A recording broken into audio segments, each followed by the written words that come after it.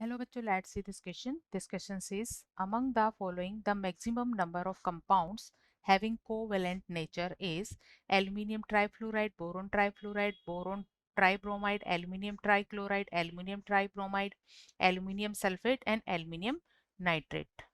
Key concept for this question is number of covalent compounds. In given compounds, key concept for this question is number of covalent compounds. Covalent compounds. Covalent compound क्या होते हैं? ऐसे compound जो दो atoms के between electron की sharing से जिनमें बॉन्ड फॉर्म होते हैं, ऐसे बॉन्ड्स को कोवेलेंट बॉन्ड कहते हैं। और आयनिक स्पीसीज के बिटवीन बॉन्ड को आयनिक बॉन्ड कहा जाता है। जैसा कि क्वेश्चन में गिवन स्पीसीज है एल्यूमिनियम ट्राईफ्लोराइड। एल्यूमिनियम ट्राईफ्लोराइड की अगर हम बात करें तो एक एल्यूमिनियम 3 फ्लोरीन एटम से यहाँ बॉन्डेड है। एल्यूमिनियम एक मेटल है, ये है highly electropositive element.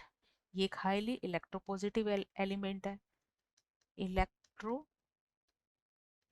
Positive element है। जबकि फ्लोरीन हाईली इलेक्ट्रोनेगेटिव एलिमेंट है। ये highly electronegative, most electronegative element जिसे कहेंगे, पीरियोडिक टेबल का सबसे मोस्ट इलेक्ट्रोनेगेटिव एलिमेंट है। और इनका जो delta E N electronegativity difference ये होता है 4.0 माइनस 1.5 इज इक्वल 2.5, जो 2 से ज़्यादा है। किससे ज़्यादा है? This is greater than 2। E N different 2 से ज़्यादा है, इसलिए यहाँ इनका नेचर कैसा होता है? ये होता है आयनिक बॉन्ड बनाते हैं, ये बनाते हैं आयनिक बॉन्ड। अगर इलेक्ट्रोनेगेटिव डिफरेंस 2 या उससे ज़्यादा हो तो बॉन्ड का नेचर आयनिक बॉन्ड होता है, इसलिए AlF3 एक आयनिक कंपाउंड है। दूसरा कंपाउंड है बोरोन ट्राईफ्लोराइड। बोरोन ट्राईफ्लोराइड के केस में भी फ्लोरीन हाईली इलेक्ट्रोनेगेटिव एलिमेंट है, बट एल्यूमिनियम के कंपैरिजन में बोरोन भी क्या है? एक हाईली, एल्यूमिनियम एक इलेक्ट्रोपॉजिटिव मेटल एटम है, जबकि बोरोन एक नॉन मेटल एटम है। तो यहाँ पर E N difference, delta E N electronegativity difference value जो आती है वो कम आती है 2 से। ठीक है, इसलिए इसका नेचर कैसा है? कोवेलेंट, कोवेलेंट कंपाउंड फॉर्म करता है। एंड द नेक्स्ट, ये हो गया first compound. Second and the third is BBr3, boron trifluoride. Boron trifluoride again कैसा होगा? कोवेलेंट कंपाउंड होगा, क्योंकि इसके लिए भी इलेक्ट्रोनेगेटिविटी डिफरेंस कम होगा 2 से। इसके अलावा यह ब्रोमीन का जो साइज है काफी बड़ा साइज होता है, लार्ज साइज का होता है। ये लार्ज साइज एटम है। और ऐसे एनायन जो लार्ज साइज के होते हैं, लार्ज साइज्ड एनायन है, और ऐसे एनायंस का पोलराइजेशन ज्यादा होता है। Large size anion show large polarization. Polarization क्या होगा? इसका बहुत ज्यादा होगा, और पोलराइजेशन ज्यादा होगा तो कोवेलेंट कैरेक्टर ज्यादा होगा, क्योंकि covalent character is proportional to large size. So covalent character, covalent character is proportional to polarization. Polarization. So BBr3 क्या होगा?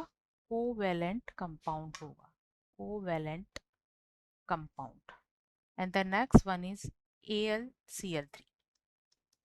AlCl3, AlCl3 के केस में क्लोरीन एटम कैसा है? क्लोरीन भी एक लार्ज साइज एनायन है, लार्ज एनायन है। कैसा है क्लोरीन? Large anion. और लार्ज एनायन का पोलराइजेशन हाई होता है, पोलराइजेशन ज़्यादा होता है, सो कोवेलेंट कैरेक्टर ज़्यादा होगा। कोवेलेंट कैरेक्टर भी क्या होगा यहाँ, ज़्यादा होगा। So this is also covalent compound, ये भी क्या है, एक कोवेलेंट कंपाउंड है। And fifth compound is aluminium tribromide. Aluminium tribromide कैसा, large anion, again large anion कैसा होगा, कोवेलेंट होगा।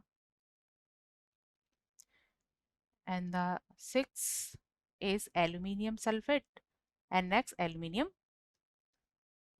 Aluminium sulphate, aluminium sulphate. ये जो कंपाउंड है ये आयन से बना है, ये आयन्स है एल्यूमिनियम 3+ एंड सल्फेट एनायन से। तो यहाँ ये कैटायन और एनायन होते हैं।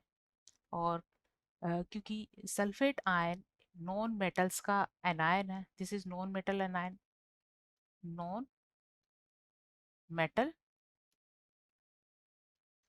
एनायन है, और ये मेटल कैटायन है। सो इनके बिटवीन अट्रैक्शन होता है, आयनिक अट्रैक्शन। इनके बिटवीन अट्रैक्शन को कहेंगे हम ionic bond, ionic bond. Same situation aluminium nitrate के केस में होती है। एल्यूमिनियम नाइट्रेट, यहाँ भी प्रेजेंट है aluminium 3+ cation and nitrate ion. This is also non-metal anion. So here also ionic bond. यहाँ भी ionic bond होता है। तो यहाँ कंपाउंड जिनमें की कोवेलेंट कैरेक्टर होता है वो है aluminium tribromide, aluminium trichloride and boron tribromide and boron trifluoride. तो टोटल यहाँ 4 कंपाउंड्स है, total 4 are covalent. Hope you understood it well. Best of luck.